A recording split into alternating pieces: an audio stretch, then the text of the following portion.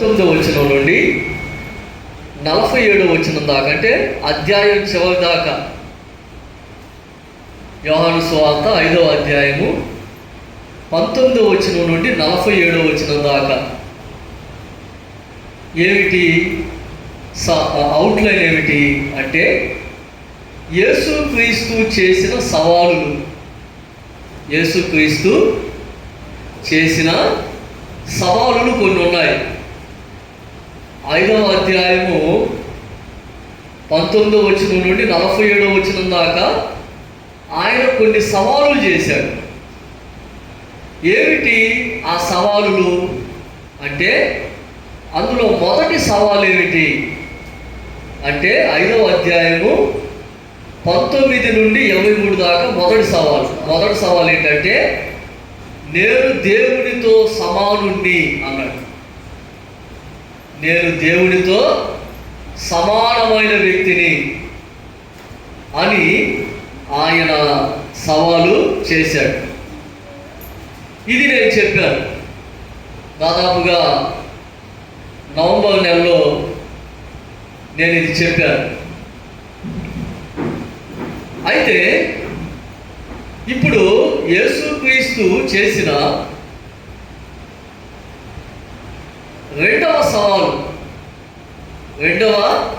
సవాలు చెప్తాను. ఏమిటి రెండవ సవాలు అంటే, యోహాను సువార్త 5వ అధ్యాయము 24వ వచనం నుండి 29వ వచనం దాకా ఆయన చేసిన రెండవ సవాలు ఉంది. ఏమిటి రెండవ సవాలు అంటే, నేను చనిపోయినటువంటి వాళ్ళను తిరిగి బ్రతికిస్తాను. యోహాను సువార్త 5వ అధ్యాయము 24వ వచనం నుండి 29వ వచనం దాకా ప్రభువు చేసిన రెండవ సవాలు. చనిపోయిన వాళ్ళను లేదంటే మృతులను నేను తిరిగి లేపుతాను అన్నాడు. మృతులను సజీవులుగా చేస్తాను అని ఆయన రెండవ సవాలు చేశాడు. మృతులను సజీవులుగా చేస్తాను. దానిని ఏమంటారు అంటే పునరుద్ధానము, రెసరెక్షన్. పునరుద్ధానం అంటారు. మృతులను తిరిగి బ్రతికించడాన్ని దేవుని యొక్క వాక్యం ఏం చెప్తా ఉందంటే పునరుద్ధానం. ఈ పునరుద్ధానాలలో 24వ వచనం నుండి 29వ వచనం దాకా 4 రకములైనటువంటి పునరుద్ధానములు ఉన్నాయి. 4 రకములైన పునరుద్ధానాలు ఇక్కడ చెప్పాడు. ఇప్పుడు మనం చదువుకుందాం. 5వ అధ్యాయంలోకి వద్దాం. యోహాను సువార్త 5వ అధ్యాయము 24వ వచనం నుండి 29వ వచనం దాకా చదువుకుందాం. ఈ వచనాలు నేను మీ చేత మళ్ళా చదివించాలి ఈరోజు. 24వ వచనం నుండి 29వ వచనం దాకా. నా మాట విని నన్ను పంపిన వాని యందు విశ్వాసం ఉంచువాడు నిత్య జీవము గలవాడు. వాడు తీర్పులోనికి రాక మరణములో నుండి జీవములోనికి దాటి ఉన్నాడని మీతో నిశ్చయముగా చెప్పుచున్నాను. మృతులు దేవుని కుమారుని శబ్దము విను, గడియ వచ్చుచున్నది, ఇప్పుడే వచ్చి ఉన్నది, దానిని వినువారు జీవింతురని మీతో నిశ్చయముగా చెప్పుచున్నాను. తండ్రి ఎలాగూ తానంతట తానే జీవము గలవాడై ఉన్నాడో అలాగే కుమారుడును తానంతట తానే జీవము గలవాడై ఉండుటకు కుమారునికి అధికారం అనుగ్రహించను. మరియు ఆయన మనుష్య కుమారుడు గనక తీర్పు తీర్చుటకు ఆ తండ్రి అధికారం అనుగ్రహించను. దీనికి ఆశ్చర్యపడకుడి, ఒక కాలము వచ్చుచున్నది, ఆ కాలమున సమాధులలో ఉన్న వారందరూ ఆయన శబ్దము విని మేలు చేసిన వారు జీవ పునరుద్ధానమునకును, కీడు చేసిన వారు తీర్పు పునరుద్ధానమునకును. చాలా చూడండి, యేసుక్రీస్తు చెప్తా ఉన్నాడు ఏమని అంటే, ఆయన శబ్దము విని మృతులలో ఉన్నటువంటి వారు సజీవులుగా పునరుద్ధానం చెందుతారు అని ఆయన చెప్తా ఉన్నాడు. ఇక్కడ ఒక విషయాన్ని మనం చూడాలి. అదేమిటంటే, యేసు ప్రభు నిశ్చయముగా అనే పదాన్ని వాడాడు. 24-25 వచనాల్లో నిశ్చయముగా అనేటటువంటి పదాన్ని వాడాడు. నిశ్చయముగా అని ఆయన అన్నాడంటే అది చాలా ప్రాముఖ్యమైన విషయం.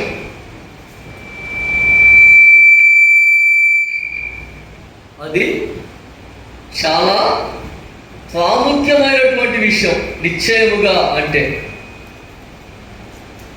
ప్రాముఖ్యమైనటువంటి విషయాన్ని ఆయన చెప్పాలి అనుకున్నప్పుడు నిశ్చయముగా అనేటటువంటి మాట ఆయన ఉపయోగించాడు.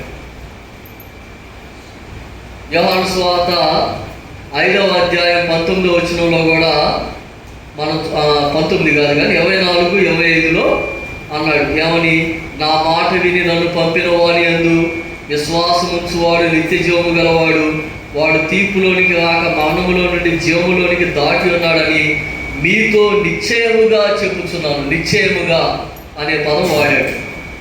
మృతులు దేవుని కుమారుని శబ్దం విను గడియ వచ్చుతున్నది, ఇప్పుడే వచ్చి ఉన్నది, దానిని వినువారు జీవింతులని మీతో నిశ్చయముగా చెప్పుచున్నాను. ఎక్కడ కూడా నిశ్చయముగా అనే పదాన్ని ఆయన వాడాడు. కాబట్టి నిశ్చయంగా అనేటటువంటి పదాన్ని ఆయన వాడాడు. మొట్టమొదటి పునరుద్ధానం ఏమిటి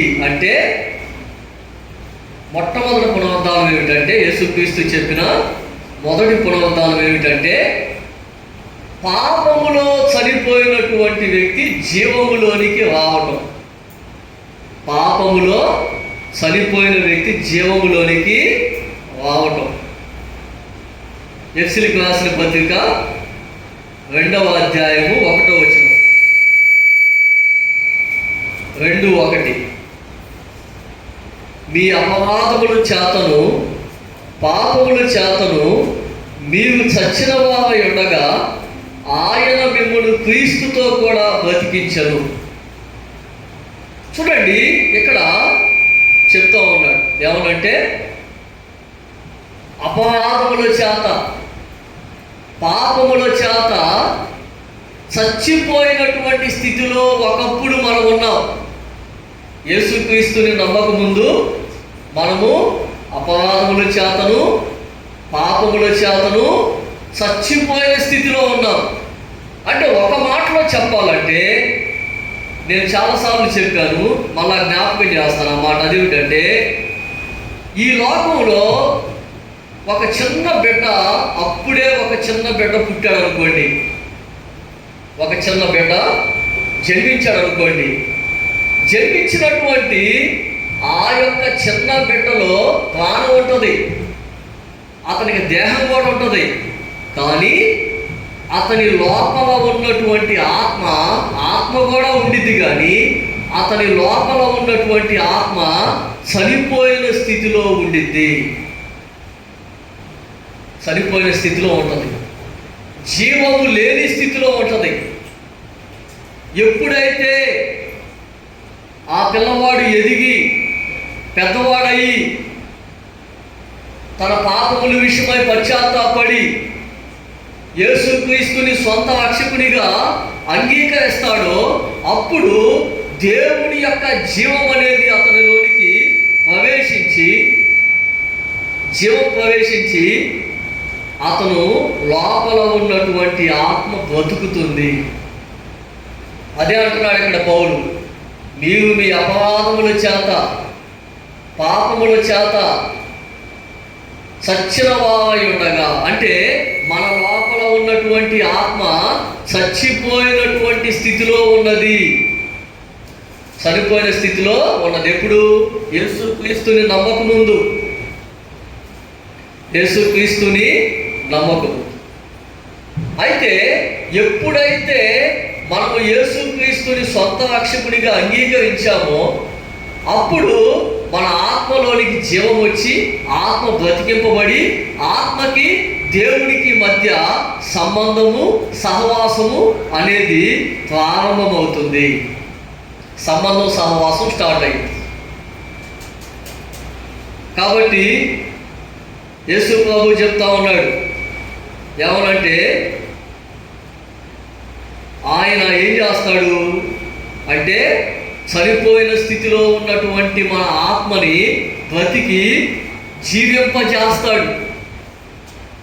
ఎలా జీవింపజేస్తాడు బైబిల్లో అంటే భౌతికంగా కూడా ఆయన ఎట్లా జీవింపజేశాడంటే, ఆయన ఒక చనిపోయినటువంటి వ్యక్తిని ఆయన బ్రతికించడానికి ముందు బైబిల్లో ఏం చేశాడంటే ఆ చనిపోయినటువంటి వ్యక్తితో మాట్లాడాడు.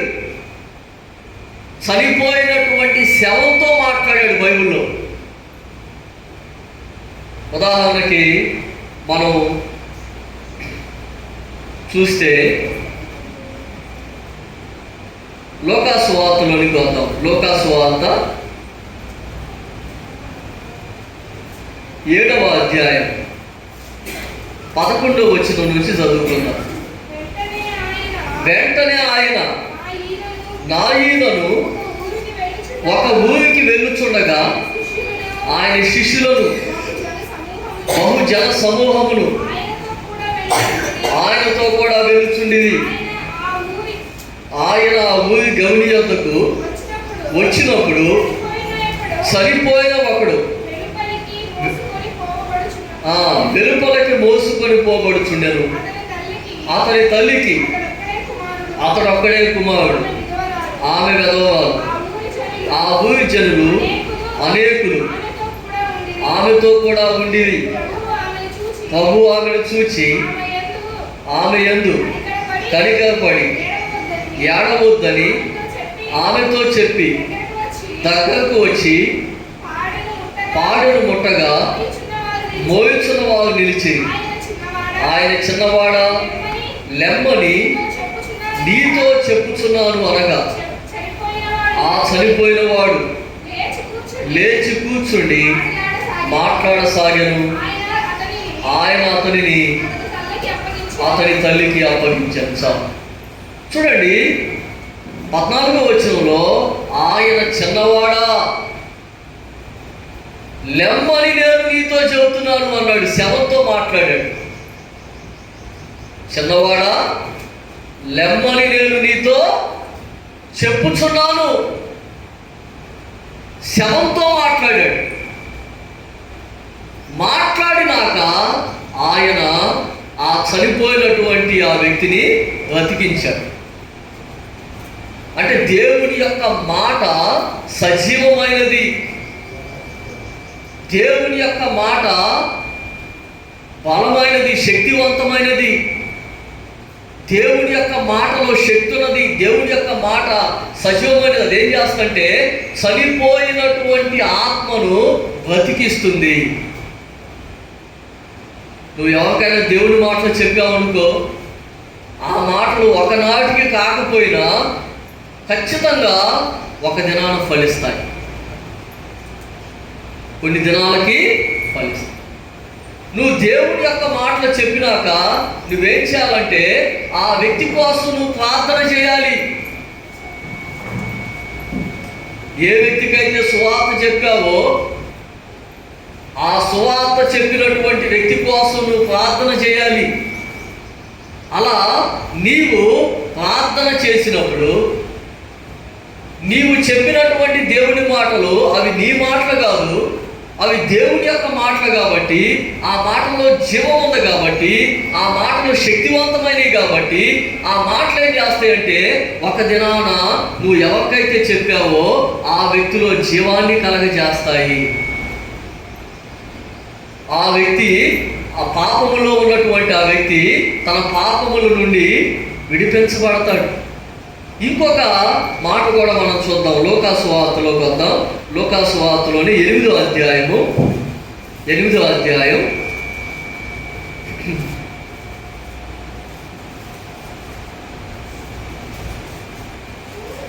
48వ వచనం నుంచి చదువుకుందాం. లూకాసు వార్త 8:48 నుంచి.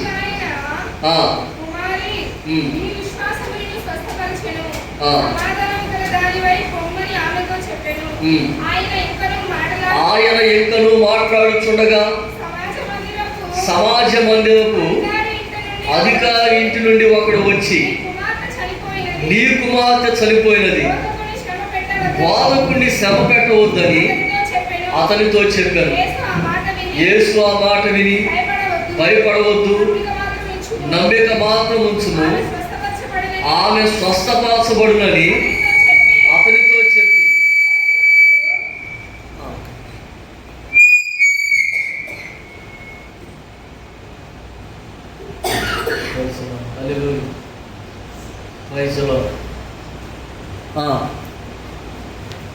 చదువు. భయపడవద్దు, నమ్మిక మాత్రము, ఆమె స్వస్థపరచబడినని అతనితో చెప్పి ఇంటికి వచ్చినప్పుడు పేతురు, యోహాను, యాకోబు అను వారిని, ఆ చిన్నదాని తల్లిదండ్రుల్ని తప్ప మరెవరిని ఆయన లోపలికి రానిలేదు. అందరూ ఆమె నిమిత్తమై ఏడ్చుచు ఒమ్ము కొట్టుకొని చూడగా ఆయన వారితో ఏడవద్దు, ఆమె నిద్రించుతున్నదే గాని చనిపోలేదని చెప్పాను. ఆమె చనిపోయినని వారు ఎరిగి ఆయనను అపహసించింది. అయితే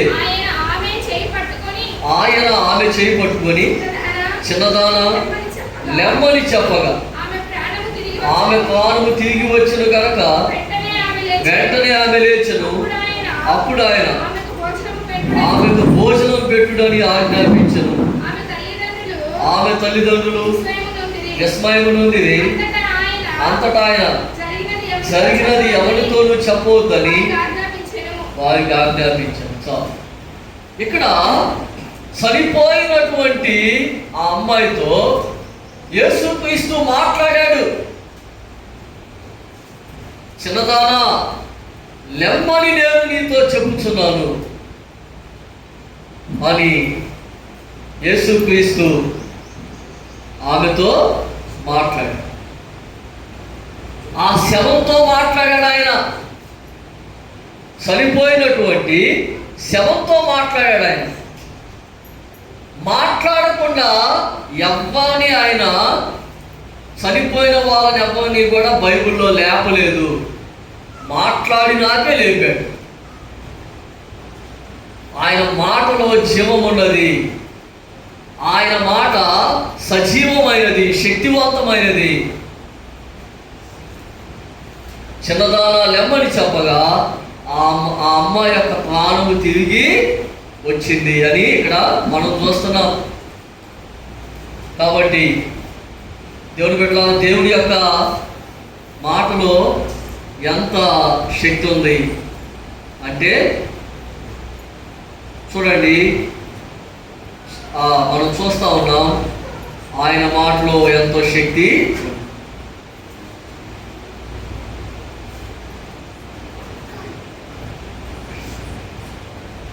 తర్వాత యోహాను సువార్తలోకి వద్దాం. యోహాను సువార్త 12:48.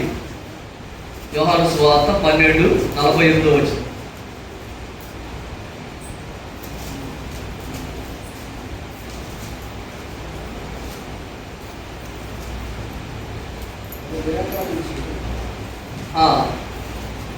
నన్ను నిరాకరించి నా మాటలను అంగీకరింపని వారికి తీర్పు తీర్చువాడు ఒకడు కలడు. నేను చెప్పిన మాటయే అంత్యదినమందు వానికి తీర్పు తీర్చును. ఇక్కడ చెప్తా ఉన్నాడు ఏమని? నన్ను నిరాకరించి నా మాటలను అంగీకరింపని వానికి తీర్పు తీర్చువాడు. అంటే ఆయనే, యేసుక్రీస్తుయే. నా మాటయే వానికి తీర్పు తీర్చును అన్నాడు. ఆయన మాట ఏమిటి అంటే ఆయనే వాక్యమై ఉన్నాడు. ఆయనే తీర్పు తీరుస్తాడు. దేవుని యొక్క మాట నిరాకరించి నా మాటలు అంగీకరింపని వారికి తీర్పు తీర్చువాడు ఒకడు. కాబట్టి సువార్త అనేది అందరికీ ప్రకటించబడుతుంది. మైకుల ద్వారా, వ్యక్తిగతంగా, సువార్త పత్రికల ద్వారా, టీవీల ద్వారా, ఇంటర్నెట్ ద్వారా, యూట్యూబ్, ఫేస్బుక్, ఇన్స్టాగ్రాము, ప్రతి ఒక్కరికి దేవుని యొక్క మాటలు ప్రకటించబడతానే ఉన్నాయి. దేవుని యొక్క వాక్యము వ్యాపిస్తానే ఉంది. అయితే దేవుని బిడ్డలారా గమనించండి, దేవుని యొక్క మాటలను విని నిరాకరించినటువంటిది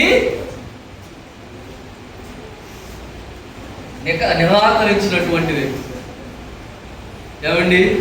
వార్తల్లో మీరు కనుక చూస్తే, న్యూస్లో చూస్తే, మన ఎంపీలు కానీ, మన ఎమ్మెల్యేలు కానీ చాలామంది చెప్పే సాక్ష్యం ఏంటి తెలుసా? వాళ్ళు చెప్పే సాక్ష్యం ఏంటంటే, మా చిన్న వయసులో మేము మిషనరీ స్కూల్లో చదువుకున్నాం. మేము మిషనరీ స్కూల్లో చదువుకున్నటువంటి వీళ్ళు ఏమయ్యారంటే మతోన్మాదులు అయ్యారు చాలామంది. గుంటూరు ఏసీ కాలేజీ ఉంది. ఏసీ కాలేజీలో ఇద్దరు ముఖ్యమంత్రులు చదువుకున్నారు. వాళ్ళ పేర్లు నేను చెప్పను కానీ ఏసీ కాలేజీలో ఇద్దరు ముఖ్యమంత్రులు చదువుకున్నారు. ఏసీ కాలేజీలో ఒక వ్యక్తి అడుగు పెట్టాడంటే ఆంధ్ర క్రైస్తవ కళాశాల ఏసీ కాలేజీలో అడుగుపెట్టు, ఆ వ్యక్తికి అతను ఎంత కాలం చదువుకుంటాడో అంతకాలం ఆ సువార్త వినిపించబడతానే ఉండిద్ది. ఎందుకంటే వాళ్ళ ఉద్దేశం ఏమిటి అంటే పేదలకి చదువు చెప్పాలి, పేదలకి సువార్త చెప్పాలి. కాబట్టి దేవుని బిడ్డ, సువార్త చెప్పబడుతూ ఉంది. ఎన్నోసార్లు వాళ్ళు సువార్త విన్నారు. నేను సువార్త విన్నాను చిన్నప్పుడు. అయితే ఒక సమయం వచ్చినప్పుడు సువార్తను నేను తునీకరించలేదు. సువార్తను పెడచెవిన పెట్టా చాలా సంవత్సరాలు. 99వ సంవత్సరం దాకా, 1999వ సంవత్సరం దాకా సువార్తను నేను పెడచెవిన పెట్టాను. కానీ 2000వ సంవత్సరంలో నేను సువార్తను అంగీకరించాను. దేవునికి భయపడ్డాను. దేవునికి లోబడాలి అనేటటువంటి ఒక నిర్ణయం తీసుకున్నాను. అప్పుడు నేను రక్షణ పొందాను. రక్షణ అనేది నేను అప్పుడు. కాబట్టి దేవుని యొక్క వాక్యాన్ని నువ్వు విన్నాక ఆ దేవుడు అక్కడ చెప్తా ఉన్నాడు ఏమని? దేవుని యొక్క మాట నువ్వు అంగీకరించవచ్చు, దానిని తునీకరించవచ్చు. ఆ స్వేచ్ఛ నీకుంది.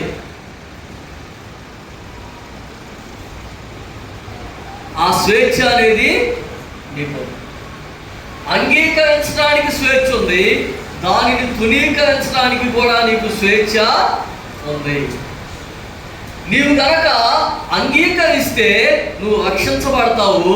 నీవు దేవుని యొక్క తీర్పులోనికి వెళ్ళవు.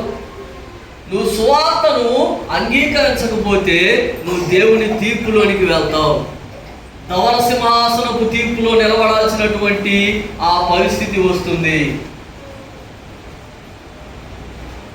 కాబట్టి దేవుని బిడ్డ అదే చెప్తా ఉన్నాడు ఇక్కడ.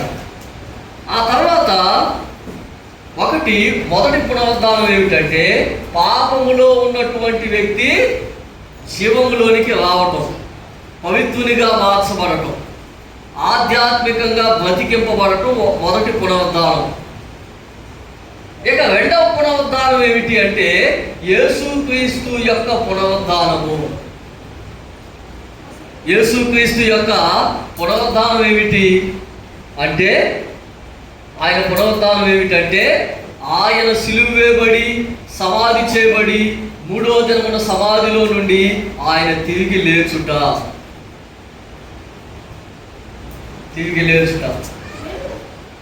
యోహాను సువార్త 5వ అధ్యాయము 26వ వచనం. తండ్రి ఎలాగు తానంతట తానే జీవము గలవాడై ఉన్నాడు, అలాగే కుమారుడును తానంతట తానే జీవము గలవాడై ఉండుటకు కుమారునికి అధికారము అనుగ్రహించను. చాలు, తర్వాత చదువుకుందాం. ఆ తర్వాత వచ్చినాన్ని ఇక్కడ మనం చూస్తే ఇక్కడ ఒక ప్రాముఖ్యమైనటువంటి సత్యాన్ని చెబుతున్నాడు. ఇది అర్థం చేసుకోవడం కొంచెం కష్టమైన విషయమే, కానీ సత్యం ఇది, అంగీకరించక తప్పదు. అర్థం కాకపోయినా ఈ సత్యాన్ని మనం ఖచ్చితంగా అంగీకరించాలి. అదేమిటంటే తండ్రికి ఎట్లాగూ జీవం ఉన్నదో కుమారునికి కూడా ఒక ప్రత్యేకమైనటువంటి జీవము అనేది ఉన్నది. మనకట్లా కాదు, దేవునిలో ఉన్న జీవాన్ని మనకి పంచాడు ఆయన. మనకి ప్రత్యేకమైన జీవం లేదు, దేవుని దగ్గర నుండి మనకి జీవం వచ్చింది. ఆదాము లోపల ఆయన ఊదాడు. ఆదాము యొక్క ఆ నాసికా రంధ్రాలలో దేవుడు జీవవాయువును ఊదితే ఆదాము బ్రతికాడని బైబిల్లో ఉంది. ఆదాము ద్వారా మనందరికీ జీవం అనేది వచ్చింది. దేవుని యొక్క జీవాన్ని మనం పొందాం. కానీ యేసుక్రీస్తు అట్లా కాదు. తండ్రిలో ఉన్నటువంటి జీవాన్ని కుమారునికి ఇవ్వాల. తండ్రి జీవం వేరే, యేసుక్రీస్తులో ఉన్న జీవము అనేది వేరు. ఒకడే దేవుడు, మళ్ళా ముగ్గురు దేవుళ్ళుగా ఏక దేవుడై ఉన్నాడు. కానీ తండ్రి కుమారుడు కాదు, కుమారుడు పరిశుద్ధాత్మ కాదు. మూడు వ్యక్తిత్వాలు కలిగిన దేవుడు. ఒక మనిషికి ఒకే రకమైన వ్యక్తిత్వం ఉండింది, కానీ దేవుడికి అట్లా కాదు. దేవుడికి ఎట్లాగంటే 3 రకాలైనటువంటి వ్యక్తిత్వాలు ఉన్నాయి. తండ్రిగా, కుమారునిగా, పరిశుద్ధాత్మగా 3 రకములైనటువంటి వ్యక్తిత్వాలు ఉన్నాయి. 3 రకాలైనటువంటి జీవాలు ఉన్నాయి. ఈ మాటలు అర్థం అవడం కొంచెం కష్టంగానే ఉంటుంది, కొంచెం సమయం పట్టింది వీటిని అర్థం చేసుకోవాలంటే. కాబట్టి యోహాను సువార్త 1వ అధ్యాయం 4వ వచనం చదవండి.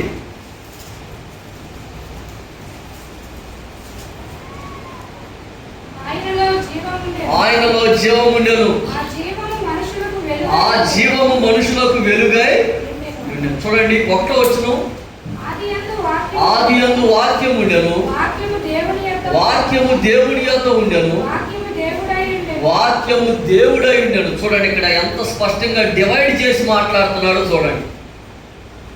యేసుక్రీస్తుని తండ్రిని డివైడ్ చేసి మాట్లాడుతున్నాడు, మళ్ళా కలిపి మాట్లాడుతున్నాడు.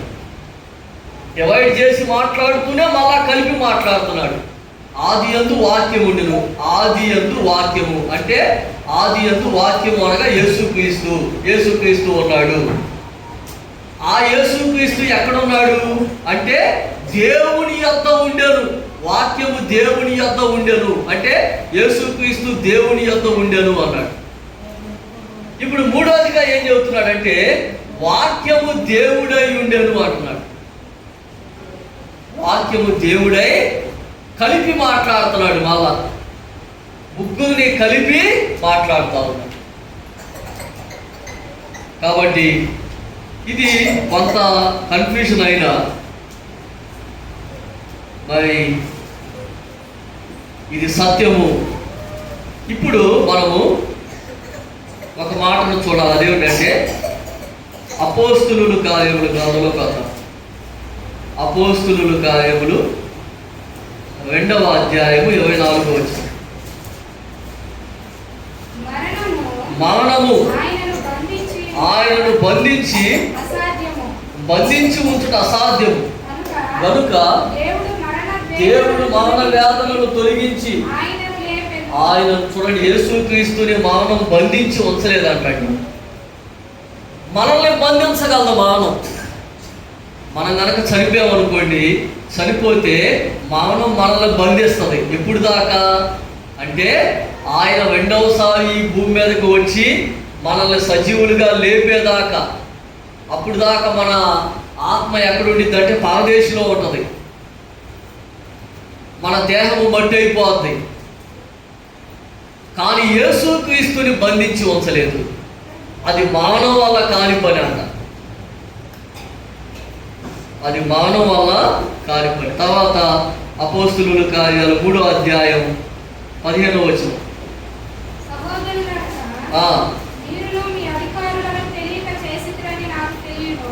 అపోస్తులుల కార్యాలు 3:15. మీరు జీవాధిపతిని చంపితే గాని దేవుడు ఆయనను మృతులలో నుండి లేపెను, అందుకు మేము సాక్షులము. చాలు. ఇక్కడ ఏమంటాడు? యేసుక్రీస్తుని ఏమంటాడు తెలుసా? జీవాధిపతి. జీవమునకు అధిపతి ఆయన. జీవము అనే దానిని ఆయనే కలగజేశాడు. అసలు జీవానికి మూలం ఆయనే. మానవ జీవానికి మూలము ఆయనే. జీవాధిపతి అంటున్నాడు ఇక్కడ. మానవ జీవానికి మూలం ఆయనే అంటున్నాడు. జీవాధిపతిని చంపారు మీరు, ఆయనను దేవుడు మృతులలో నుండి లేపాడు. ఇప్పుడు చూడండి, ఇంకొక మాట చూద్దాం. యోహాను సువార్త 10వ అధ్యాయంలోకి వద్దాం. యోహాను సువార్త 10వ అధ్యాయము 17-18 వచనాలు చూడండి. ఇక్కడ చాలా అద్భుతమైన మాట చెబుతున్నాడు యేసుక్రీస్తు. లోతైన మాట చెబుతున్నాడు. నేను దాన్ని మరలా తీసుకున్నట్లు. చూడండి, తన ప్రాణాన్ని తానే తీసుకోగలిగినటువంటి శక్తి ఉందంట యేసుక్రీస్తుకి. ప్రాణము పెట్టుచున్నాను, ఇందువల్లనే నా తండ్రి నన్ను ప్రేమించుచున్నాడు. ఎవడును నా ప్రాణమును తీసుకొనడు, నా అంతట నేనే దాన్ని పెట్టుచున్నాను. దాన్ని పెట్టుటకును నాకు అధికారం కలదు, దాన్ని తిరిగి తీసుకొనుటకు నాకు అధికారం కలదు. నా తండ్రి వల్ల ఈ ఆజ్ఞ ఉంది. చూడండి, యేసుక్రీస్తు తన ప్రాణాన్ని పెట్టడానికి మన వల్ల కాదండి. ఒక అమ్మాయి వాళ్ళ ఇంటికి వెళ్ళాను. నేను గోదర్శనాలకు వెళ్తాను కదా, వ్యక్తిగతంగా కొంతమందిని దర్శించి వాళ్ళకి సువార్త చెబుతాను. ఒక ఇంటికి వెళ్ళాను. ఒక ఇంటికి వెళ్తే ఒక అమ్మాయి తన సాక్ష్యాన్ని చెప్పింది. ఆ అమ్మాయి సాక్ష్యం చెబుతున్నప్పుడు నేను వినలేకపోయా. ఆ అమ్మాయి చెప్పే మాటలు, అమ్మ నా వల్ల కాదమ్మా, నేను వినలేకపోతున్నానమ్మా, నువ్వు చెప్పేదాన్ని అన్న ఆ అమ్మాయితో. అట్లాంటి మాటలు చెప్పింది ఆ అమ్మాయి. ఏమిటి ఆ మాటలు అంటే, ఆ అమ్మాయి వాళ్ళ ఆయనకి తగువైతే వాళ్ళ ఆయన లేని సమయంలో ఆ అమ్మాయి ఆత్మహత్య ప్రయత్నం ఉవేసుకుంది. పైన మొత్తానికి చేలో ఏదో కట్టి మెడకేసేసుకొని ఆ కుర్చీ తన్నేసి, ప్రాణం పోయేటప్పుడు ఎట్లా ఉండిద్ది అనే విషయం ఆ అమ్మాయి నాకు చెప్పింది. నేను వినలేకపోయాను. ఏమనంటే, పాస్టర్ గారు, నా యొక్క మెడ ఎప్పుడైతే బిగుసుకుపోయిందో నా చెవులు వినపడటం ఆగిపోయిందండి. నా నా చెవులు ఇక వినపట్ల, శబ్దాలు వినపట్ల. నాకు అర్థమైపోతుంది నాలో ఉన్నటువంటి ప్రాణం పోతుంది అన్న సంగతి నాకు అర్థమైపోతుంది. వినికిడి ఆగిపోయింది. ఇక నా ప్రాణం నాలోంచి వెళ్ళిపోయే పరిస్థితి నాకు.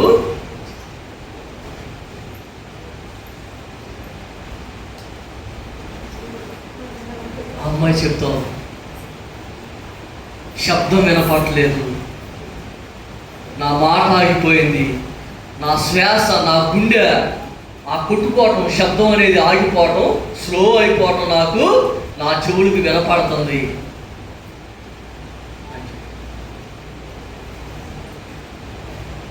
అప్పుడు నేను అన్నా, అమ్మ కేవలం దేవుడు. అప్పుడు ఆ స్థితిలో బాగా తాగి ఉన్నటువంటి వాళ్ళ ఆయన ఏం చేశాడు అంటే, లోపల ఈ అమ్మాయి తలుపేసేసుకుంది, లోపల ఏదో జరుగుతుందని చెప్పి ఆ తలుపు పగలగొట్టుకొని లోపలికి వచ్చాడు.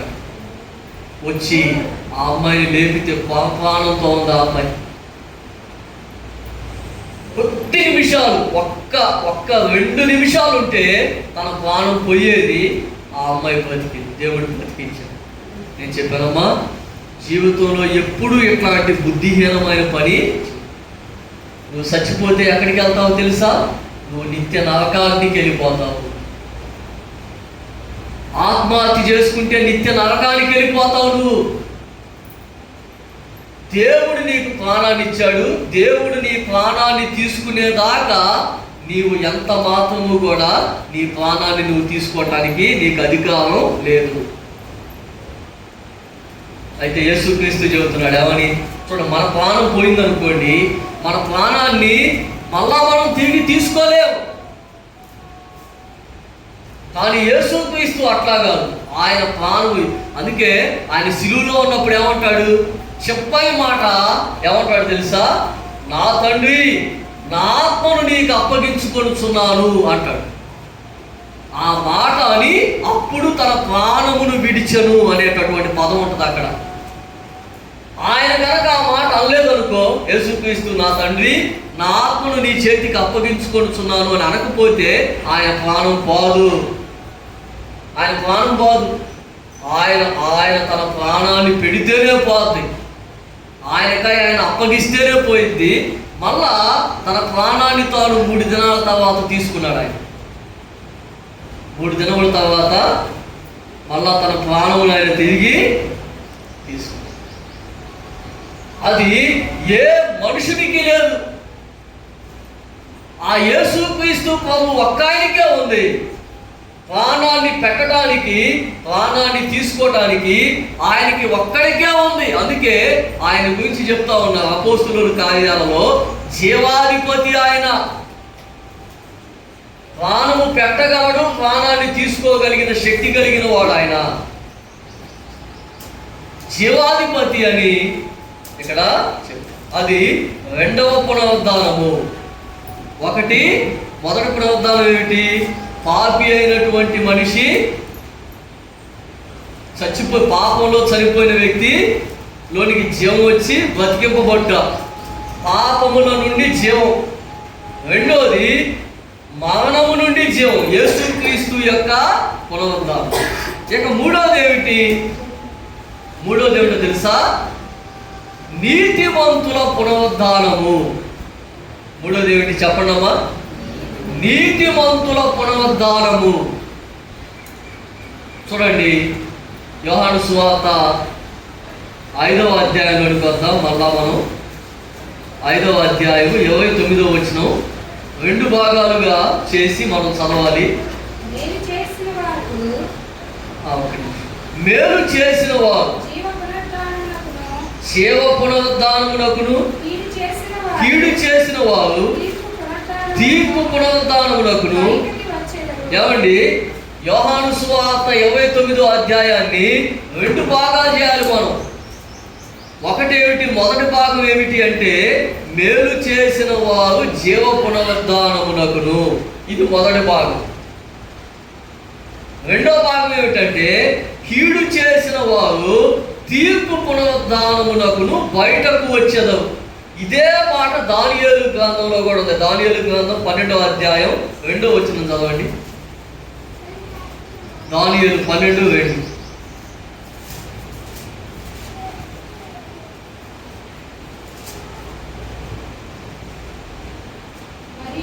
మరియు సమాధులలో నిద్రించు అనేకులు మేలుకొనెదరు, కొందరు నిత్య జీవము అనుభవించుటకును, కొందరు నిందపాలగుటకును, నిత్యముగా హేయులగుటకును మేలుకొందురు. చాలు. చూడండి దేవుని బిడ్డలారా, ఇక్కడ దానియేలు గ్రంథంలో ఏ మాట అయితే చెప్పాడో అదే మాట యేసుక్రీస్తు మళ్ళా యోహాను సువార్త 29వ అధ్యాయంలో చెబుతున్నాడు. ఇవి రెండు ఒకే కాలములో జరగవు. నీతిమంతుల యొక్క పునరుద్ధానం ఒక కాలంలో జరిగింది, పాపుల యొక్క పునరుద్ధానం ఇంకొక కాలంలో జరిగింది.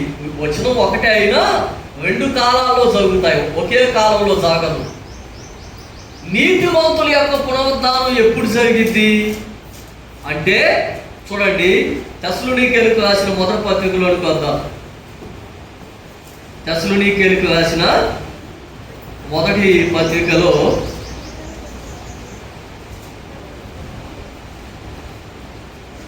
మొదటి పత్రిక 4వ అధ్యాయము 13వ వచనం నుంచి చదువుకుందాం. సహోదరులారా, నిరీక్షణ లేని ఇతరుల వలె మీరు దుఃఖపడకుండా నిమిత్తము నిద్రించుచున్న వారిని గూర్చి మీకు తెలియకుండా మాకు ఇష్టం లేదు. యేసు మృతి పొంది తిరిగి లేచినని మనము నమ్మిన ఎడల అదే ప్రకారం యేసునందు నిద్రించిన వారిని దేవుడు ఆయనతో కూడా వెంట పెట్టుకొని వచ్చును.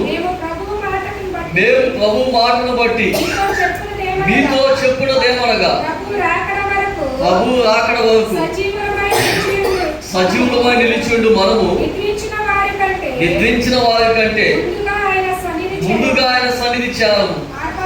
ఆర్భాటముతోను ప్రధాన దూత శబ్దముతోను దేవుని బోధతోను పరలోకము నుండి ప్రభు దిగివచ్చును. క్రీస్తునందుండి మృతులైన వారు మొదట లేదు, ఆ మీదట సజీవులమై నిలిచిండు మనము వారితో కూడా ఏకముగా ప్రభుని ఎదుర్కొనుటకు ఆకాశ మండలములకు మేఘముల మీద కొనిపోబడుదుము. కాగా మనము సదాకాలము ప్రభుతో కూడా. చూడండి ఇక్కడ ఏం చెప్తా ఉన్నాడు అంటే, యేసుక్రీస్తు రెండవసారి ఈ భూమి మీదకి వస్తాడు. ఆయన ఎట్లా వస్తాడు అంటే, ఆకాశములో ప్రధాన దూత బోర ఊదిద్దంట. ప్రధాన దూత ఆర్భాటముతో బోర ఊది. అలా బోర ఊదినప్పుడు ఆయన మధ్యాకాశంలోనికి మేఘాల మీద వస్తాడు. మేఘాల మీద వచ్చినప్పుడు అప్పటికే చనిపోయిన వాళ్ళు ఉంటారు కదా, ఆ చనిపోయినటువంటి వాళ్ళు, పరదేశంలో ఉన్నటువంటి వాళ్ళు మహిమా దేహములను ధరించుకుంటారు. మహిమా దేహములను ధరించుకుంటారు. అప్పటికి బ్రతికి ఉన్నటువంటి వాళ్ళు, యేసుక్రీస్తు ఆ సమయంలో ఆయన వచ్చే సమయానికి బ్రతికి ఉన్నటువంటి వాళ్ళు రెప్పపాటులో ఈ మట్టి దేహాలు ఏమవుతాయి అంటే మహిమా దేహాలుగా మార్చబడతాయి. యేసుక్రీస్తుని ఎదుర్కోవటానికి మనము మధ్యాకాశంలోనికి వెళ్ళిపోతాము. మధ్యాకాశంలోనికి వెళ్ళిపోతాం. 7 సంవత్సరాలు మధ్యాకాశంలో బహుమానాల తీర్పు ఉండేది. దాన్నే బేమా అంటారు. బేమా తీర్పు అంటారు. 7 సంవత్సరాలు మధ్యాకాశంలో మనం ఉంటాం. ఆ 7 సంవత్సరాలు భూమి మీద మహాశ్రమల కాలం. ఈ మహాశ్రమల కాలం అయిపోయినాక ఆయన 1000 పాలన మొదలు పెడతాడు. యేసుక్రీస్తు 1000 పాలన అయిపోయినాక ధవల సింహాసనపు తీర్పు ఉంటుంది. ధవల సింహాసనపు తీర్పు.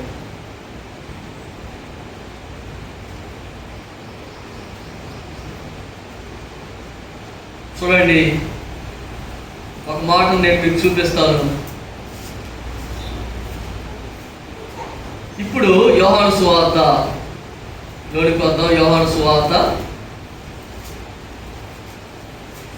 5వ అధ్యాయము 29వ వచనము 2వ భాగం.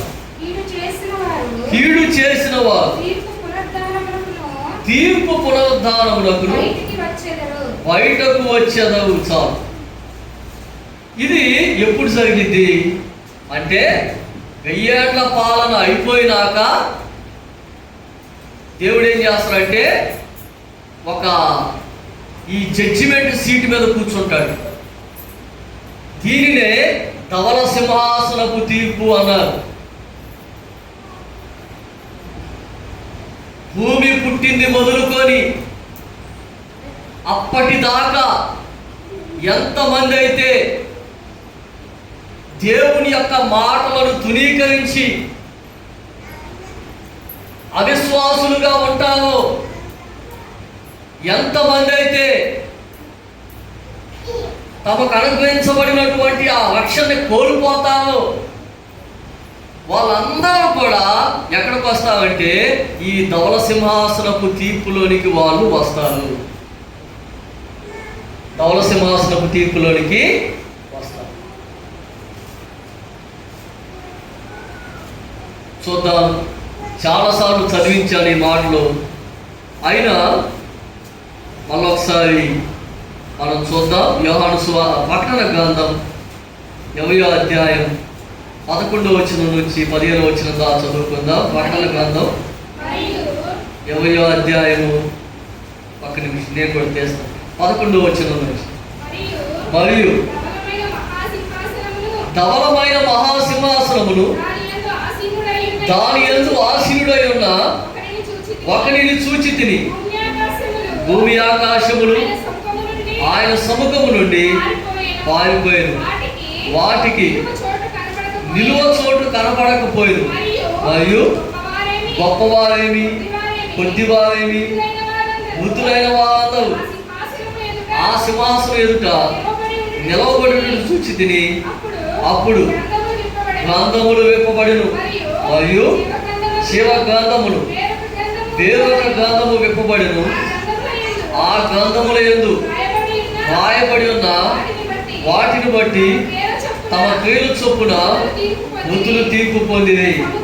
సముద్రము తనలో ఉన్న మృతులను అప్పగించను. మరణమును పాతాళ లోకమును వాటి వశమునున్న మృతులను అప్పగించను. వారిలో ప్రతివాడు తన క్రియల చొప్పున తీర్పు పొందెను.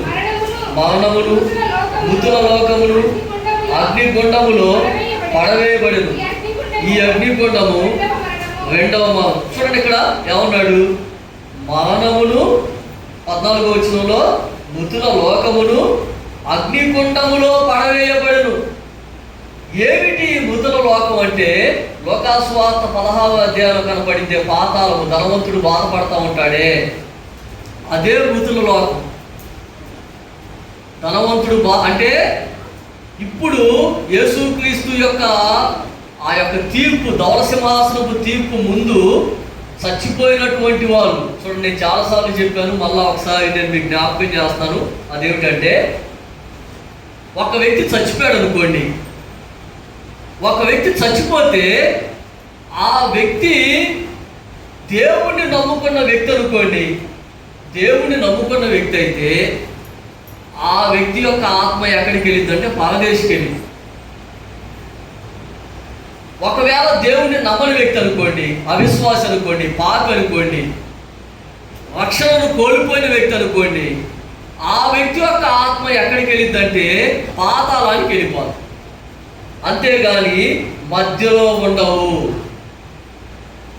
మధ్యలో ఆత్మలు ఉండవు. మధ్యలో ఉండేది ఎవరు అంటే పడిపోయినటువంటి సైతాను దూతలు ఉంటాయి. ఈ పడిపోయినటువంటి సైతాను దూతలు ఏం చేస్తాయంటే చచ్చిపోయినటువంటి వాళ్ళ పేర్లు పెట్టుకొని అవి ప్రజలకు పడతాయి. అందుకే ఈ పచ్చి అబద్ధాలు చెబుతాయి. పచ్చి అబద్ధాలు చెబుతాయి. వాటి మాటలు నమ్మకూడదు మనం. నువ్వు ఎక్కడి నుంచి వచ్చావు అని అడగంటే చచ్చిపోయినటువంటి వ్యక్తుల పేర్లు ఆ కాలనీలో కానీ, ఆ ఊళ్ళో కానీ, లేకపోతే ఇంకెక్కడైనా సరే వాళ్ళ బంధువుల్లో కానీ ఆ చచ్చిపోయినటువంటి వాళ్ళ పేర్లు చెబుతాయి. కానీ అది నిజం కాదు. దేవుని యొక్క వాక్యం ఏం చెబుతుందంటే నీతిమంతుడైతే పరదేశికి వెళ్ళిపోతాడు, అనీతిమంతుడైతే పాతాళానికి వెళ్ళిపోతాడు. ఈ పడిపోయిన దోతలు ఏం చేస్తాయంటే వాళ్ళ పేర్లు చెప్పుకొని అవి మనుషులకు పడతాయి. కాబట్టి దేవుని బిడ్డ ఇక్కడ అదే చెప్తా ఉన్నాడు, ముద్దుల లోకం అంటే ఆ పాతాళం కూడా అగ్నిగుండంలో పడవేయబడింది. అంటే పాతాళంలో ఉన్నటువంటి వాళ్ళందరినీ కూడా అగ్నిగుండంలో పడవేస్తాడు దేవుడు. తర్వాత 15వ వచనం, ఎవరి పేరైనను జీవ గ్రంథమందు రాయబడినట్టు కనబడని ఎడల వాడు అగ్నిగుండంలో పడవేయబడెను. అగ్నిగుండంలో ఇక అల్టిమేట్ ఏంటంటే చిట్ట చివరి ఏమిటంటే అగ్నిగుండం. ఆ అగ్నిగుండంలో పడవేయబడే పరిస్థితి వస్తుంది. నిత్య నరకాగ్నిలోకి వెళ్ళిపోవాల్సిన పరిస్థితి. చివరిగా ఒక మాట నేను మీకు చూపించి నేను ముగించేస్తాను. 5వ అధ్యాయము, యోహాను సువార్త 5వ అధ్యాయం 27వ వచనాన్ని నేను మీకు చెప్పలేదు. 27వ వచనాన్ని ఒకసారి చదవండి. మరియు ఆయన మనుష్య కుమారుడు కనుక తీర్పు తీర్చుటకు తండ్రి అధికారము అనుగ్రహించను. చాలు చూడండి, ఇక్కడ 27వ వచనంలో ఏం చెప్తున్నాడు అంటే యేసుక్రీస్తు తను తాను మనుష్య కుమారుడు అని చెప్పుకుంటున్నాడు. మనుష్య కుమారుడు అనేటటువంటి మాటకు అర్థం ఏమిటంటే మెస్సయ్యా. మెస్సయ్యాకి ఇవ్వబడినటువంటి టైటిల్ దానియేలు గ్రంథంలో ఉంటుంది. అక్కడ యూదుల మధ్యలో ఆయన ఉన్నాడు. యోహాను సువార్త 5వ అధ్యాయము, యూదుల మధ్యలో ఆయన ఉన్నాడు, యూదులతో మాట్లాడుతున్నాడు. యూదులతో మాట్లాడి తను తాను మెస్సయ్యాగా చెప్పుకుంటున్నాడు. మెస్సయ్యా అంటే ఎవరో యూదులకి బాగా తెలుసు. మెస్సయ్యాను గురించి పాత నిబంధనలో ఏ పుస్తకాలలో ఏ వచనాలలో రాయబడిందో యూదులకి బాగా తెలుసు. అక్కడ ఉన్నటువంటి యూదుల్ని ఉద్దేశించి చెబుతున్నాడు, నేను మెస్సయ్యాని మనుష్య కుమారుడిని.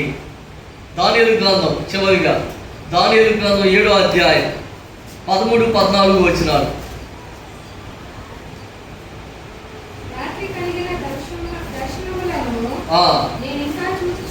నేను ఇంకా చూచుచుండగా ఆకాశ మేఘాలుడై మనుష్య కుమారుని పోలిన ఒకడు వచ్చి ఆ మహావృద్ధులకు వారి సన్నిధిని ప్రవేశించి ఆయన సముఖమునకు తేబడెను.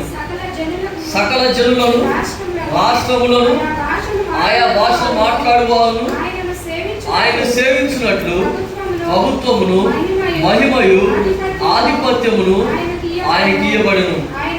ఆయన ప్రభుత్వము శాశ్వతమైనది, అది ఎన్నటికీ తొలగిపోదు. ఆయన రాజ్యము. చూడండి, ఈ విషయాలన్నీ యూదులకి తెలుసండి. యేసు ప్రభుతో వాదిస్తున్నటువంటి యూదులకి ఈ విషయాలన్నీ తెలుసు. వాళ్ళకి అర్థం అవ్వాలని యేసుక్రీస్తు ఏం చెప్తున్నాడంటే నేను మనుష్య కుమారుడిని, అంటే మెస్సయ్యాని. మెస్సయ్యా అనేటువంటి నేను ఒక దినాన మీకు తీర్పు తీరుస్తాను. నా మాటలు వింటలేదుగా, నా మాటలు మీరు అంగీకరించట్లేదుగా, మీరు ఖచ్చితంగా నా తీర్పులోకి వస్తారు. అప్పుడు మిమ్మల్ని నేను నిత్య నరకాగ్నిలోనికి పంపిస్తానని యేసు ప్రభు చెప్తారు. కాబట్టి మనం ఈ దినాన మనము యోహాను సువార్త 24వ వచనం నుండి 5వ అధ్యాయము 29వ వచనం దాకా 4 పునరుద్ధానాలను చూసాం. అదేమిటంటే పాపి అయినటువంటి వ్యక్తి నీతిమంతుడిగా మార్చబడటం, పాపములో చనిపోయినటువంటి వ్యక్తి జీవాన్ని పొంది అతను ఆధ్యాత్మికంగా బ్రతికించబడటం ఒక పునరుద్ధానం. రెండోది యేసుక్రీస్తు పునరుద్ధానం. మూడోది నీతిమంతుల పునరుద్ధానం. నాలుగోది పాపుల యొక్క పునరుద్ధానం. ఈ 4 విషయాలు ఈరోజు మనం చూసాము. చిన్న ప్రార్థన చేసుకొని ఈ సందేశాన్ని ముగించుకుందాం. జీవాధిపతి అయిన మా తండ్రి, వందనాలు, స్తోత్రాలు. మీ వాక్కులు మాలో ఫలింపు చేయండి. ఈ దినం కొంతమంది బిడ్డలు రాలేదు నాయన, వచ్చేవా మీ సన్నిధికి రావడానికి సహాయం చేయండి. దయతో జ్ఞాపకం చేసుకోండి, గొప్ప చూపించండి, మహిమ తెచ్చుకోండి. మరి యేసు నామములో అడిగి వేడుకొంచున్నాము తండ్రి, ఆమేన్ ఆమేన్. సరే, కానుకలను పట్టుకొని మనం ప్రార్థనతో ముగించుకుందాం.